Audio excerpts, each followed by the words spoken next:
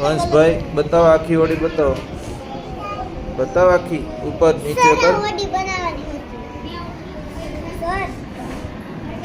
સરસ.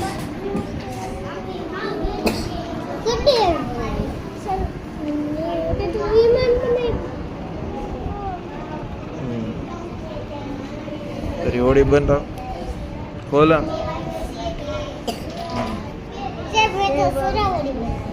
સરાવડી લે. લાવ તારી હોડી. જો આ હોડી બહુ સરસ બનાવી છે. લ્યો